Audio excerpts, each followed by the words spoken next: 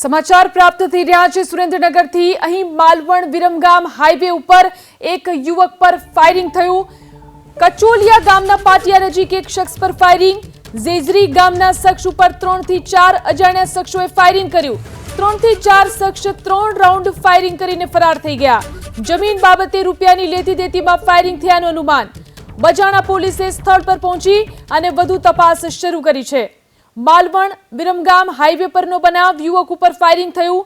કચોલિયા ગામના પાટિયા નજીક એક શખ્સ પર ફાયરિંગ થયું। ઝેઝરી ગામના શખ્સ ઉપર 3 થી 4 શખ્સોએ ફાયરિંગ કર્યું છે। 3 થી 4 રાઉન્ડ ફાયરિંગ કરી અને તેઓ ફરાર થઈ ગયા। જમીનની બાબતે રૂપિયાની લેતી દેતીમાં આ ફાયરિંગ થયાનું પ્રાથમિક અનુમાન છે। બજાણા પોલીસે સ્થળ પર પહોંચી અને વધુ તપાસ શરૂ કરી છે। તો ફાયરિંગની આ ઘટના બની છે માલવણ વિરમગામ હાઈવે પર। એક યુવક પર ફાયરિંગ કરવામાં આવ્યું છે। કચોલિયા ગામના પાટિયા નજીકનો આ બનાવ છે। 3 અજાણ્યા શખ્સો ફાયરિંગ કરીને ફરાર થઈ ગયા છે। જમીનની બાબતે રૂપિયાની લેતી દેતીમાં ફાયરિંગ થયાનું અનુમાન છે। વધુ જાણકારી મેળવી અમારા સંવાદદાતા જિગ્નેશ ફોન લાઈનથી જોડાયા છે।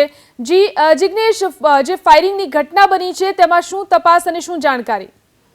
જી, સુરેન્દ્રનગર જિલ્લાના બજાણા પોસ્ટ ખાતે માલવણ હાઈવે ઉપર ફાયરિંગની ઘટના બની છે। આજ બપોરની જ ઘટના છે કે જેમાં જમીન લે વેચ બાબતે, જમીનના પૈસાની ઉઘરાણી બાબતે કંઈક મંદુક ચાલતું આવતું હતું, જેના બાબતે આજે ગેડિયાના તાહિર ખાન, હબીબ ખાન દ્વારા આ માલવણ હાઈવે પાસે ટોલ નાકા પાસે હોટલ નજીક 3 થી 4 રાઉન્ડ ફાયરિંગ કરી અને નાસી છૂટ્યા છે।